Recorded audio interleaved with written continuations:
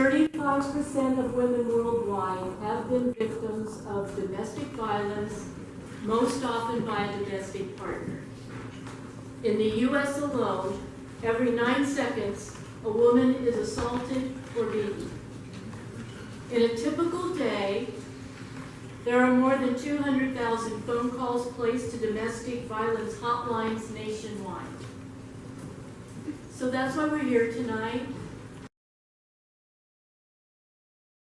I think it's the same everywhere, but I think it's getting better in a way. I mean, like now in Hungary, we have 2 short films in Cannes Festival, also for women directors.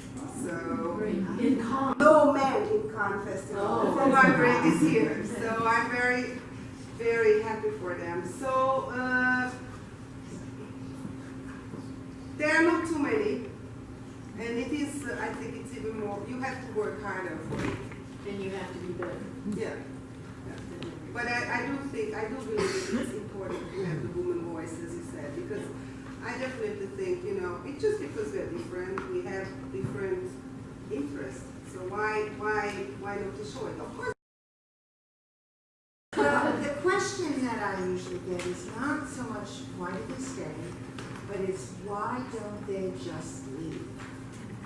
And we all know that that's blaming the victim, right? If I was outside now and I got mugged and I came running in here and said to you, somebody stole my purse, my phone, everything, who in this room would say to me, why did you let them?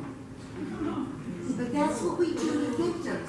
We do that to victims of domestic violence, and we do that to victims of rape. It could be fear for their lives, fear for their children, fear for their families, whatever it is, fear. And I will tell you that the most dangerous time for a woman is when she leaves. And the second most dangerous time, and this blew my mind, is when she's pregnant. Kata had mentioned that a lot of people think abuse comes in families where there's poverty and there's an alcoholic father, or the kind of classic TV scenario that we all have been seeing. But what are some of the top real causes of domestic violence? Well, Judy hit on, I think, what's the #1 reason why a batterer is a batterer. And let's take the mental health batterer out of it, the substance abuse batterer out of it, the one that has rage issues with everyone and anyone out of it, and the alcoholic out of it. Let's talk about the batterer that is battering based on the intimacy, so intimate partner violence. And one of the things we do try to do to shame victims less is talk about victims as survivors and broaden the definition of domestic violence to intimate partner violence, so that we can also include teen dating violence and anyone who's in any kind of relationship where there's violence. But what Judy hit on is generally, I'm going to bet you donuts to dollars as well, that 90% of all batterers were witnessing or abused in their youth, and they have in their childhood at some point, and they have a lack of control.